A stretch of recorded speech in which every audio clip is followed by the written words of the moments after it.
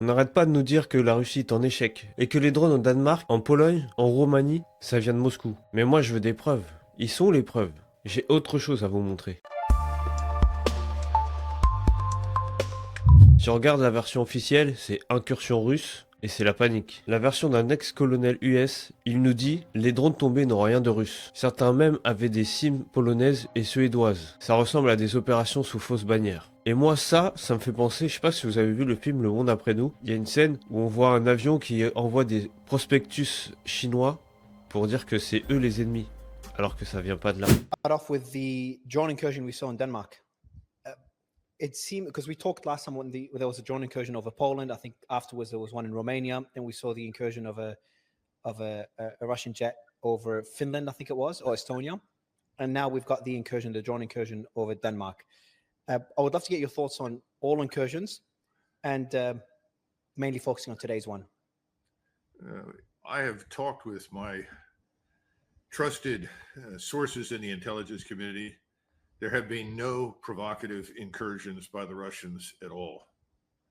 The 19 drones those that were found on the ground when they crashed or ran out of steam, whatever it was, many of them had Polish and Swedish SIM cards in them. So they may have been Russian at some point, but were ultimately repurposed and then through other means sent into Polish airspace as a false flag. The report from Denmark is very suspicious. Those 3 drones, there is no evidence that they have any connection whatsoever to Russia. None. As far as the aircraft violating Estonian airspace, it flew along what we call the air defense identification zone.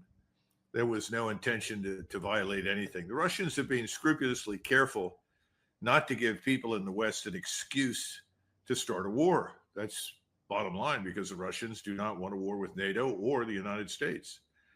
So I would forget all of them as false flag attempts or erroneous reports. Donc, qui prouve quoi? Radar public? Trajectoire? Débris? Timecode montré? Sans ça, c'est peut-être juste une guerre psychologique. Ensuite, on nous parle de l'économie qui s'effondre. Mais qu'en est-il vraiment? Notre ami André Sibia, nous avons réaffirmé notre soutien indéfectible à l'Ukraine. Tout le monde le sait, tout le monde le voit. La Russie est en échec, militairement, politiquement, économiquement. Le président Trump l'a dit la semaine passée, c'est un tigre de papier.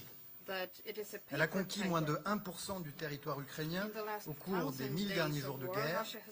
L'économie civile russe est à l'agonie, asphyxiée par l'effort de guerre, par les frappes ukrainiennes qui ont réduit d'environ 17% la capacité de raffinage russe et par les sanctions massives auxquelles Vladimir Poutine continue d'exposer son propre peuple.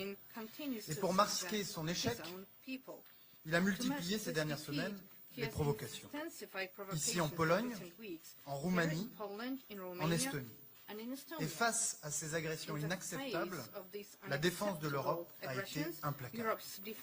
Donc on fait que de répéter que la Russie est à l'agonie, mais c'est bizarre parce que toujours 3 ans après, l'industrie de la guerre elle tourne toujours. La logistique s'adapte, l'alliance Chine-BRICS, elle s'élargit. L'énergie, elle est reroutée. Alors que pendant ce temps-là, en France, on a la dette, les intérêts qui explosent, les services publics qui sont en PLS. Alors, l'agonie elle est où? Ici ou elle est là-bas? Laissons parler du gaz et de l'énergie aussi. Ils circulent via des intermédiaires, parfois même jusqu'aux alliés. Nous on paye plus cher pendant qu'eux ils sont en train d'encaisser. Non mais allez-y, racontez-moi encore l'histoire où, soi-disant, on a étranglé Moscou. Pendant que nos factures ils sont en train de flamber partout. Non mais rappelez-vous aussi quand on n'arrêtait pas de nous dire que Poutine était malade, qu'ils avaient plus de munitions, ils allaient s'effondrer du jour au lendemain. Puis, il n'y a rien qui colle. Le récit il change toutes les 3 semaines. L'objectif dans tout cela, c'est de vendre une victoire narrative et ainsi de masquer la débandade budgétaire qui est là. Et pour vous montrer et prouver que la Russie elle est pas en faillite, regardez des plans récents de Moscou. Les infrastructures qui sont nickel. Non mais regardez, si on compare avec Paris, la saleté, l'insécurité, les transports en galère. On peut parler aussi du métro. J'ai même pas besoin de mots, juste regardez les images. Je suis pas en train de dire que la Russie c'est le paradis. Ce que je veux vous montrer et ce que je dis, c'est arrêter de nous prendre pour des cons. La guerre des mots a remplacé la guerre des faits. On ne censure pas la réalité avec des bandeaux de BFM TV. Moi je veux qu'on nous montre des preuves. Ou admettez que c'est du storytelling. Drone, dette, énergie, propagande ou réalité? Dites-moi ce que vous voyez vous. Drone, dette, énergie, propagande ou réalité? Dites-moi ce que vous voyez, et pas ce qu'on vous raconte en storytelling.